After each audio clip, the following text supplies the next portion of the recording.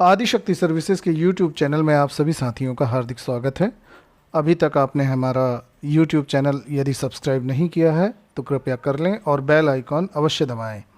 सरसों की बात करते हैं। बम्पर पैदावार के दबाव और आयाती सस्ते खाद्य तेल के कारण सरसों के दाम लगातार गिर रहे हैं।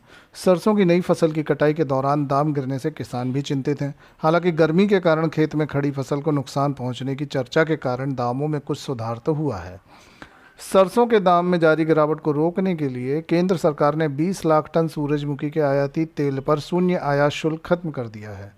केंद्र ने रूस यूक्रेन युद्ध के दौरान सूरजमुखी के तेल पर शून्य आयात शुल्क की इजाज़त दी थी।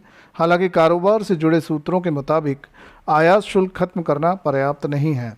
विभिन्न एजेंसियों के आंकड़ों के मुताबिक राजस्थान के जयपुर मार्केट में सरसों के बेंचमार्क भाव 1 फरवरी से शुरू हुए महीने की तुलना में करीब 8% की गिरावट आ चुकी है। हालांकि इस अवधि में सरसों की आवक में करीब 308% की बढ़ोतरी भी हुई है। कारोबार के सूत्रों के मुताबिक वर्तमान समय में सरसों का दाम 2023-24 के न्यूनतम समर्थन मूल्य 5,450 रुपये के लगभग आसपास है। यदि सरसों के भाव दुरुस्त करने के लिए कदम नहीं उठाए गए तो यह न्यूनतम समर्थन मूल्य से भी नीचे गिर सकता है। दूसरे अनुमान के मुताबिक 2023 के रबी सीजन में सरसों का उत्पादन लगभग 128,10,000 टन का है।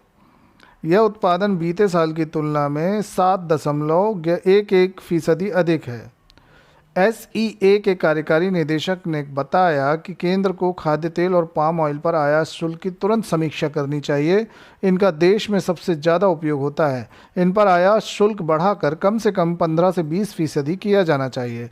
अभी कच्चे पाम ऑयल पर आयात शुल्क करीब 5.5% है, जबकि परिष्कृत पाम तेल पर आयात शुल्क 13.75% है। इस शुल्क में कृषि और सामाजिक कल्याण शेष भी शामिल है।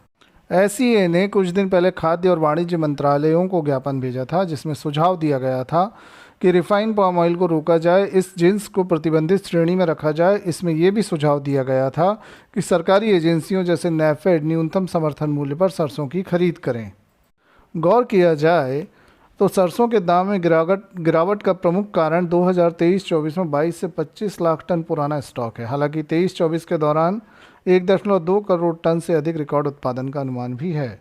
इस बार सरसों का आकार और गुणवत्ता भी अच्छी से सर्वश्रेष्ठ श्रेणी में है। इस साल किसान अपनी फसल रोक नहीं रहे हैं। इससे बीते साल की तुलना में मंडियों में फसल की आवक ज़्यादा हो रही है। फरवरी में सरसों की कुल आवक 5 लाख से ज़्यादा रही और 5 लाख टन से ज़्यादा रही और यह आवक बीते साल की तुलना में 45% अधिक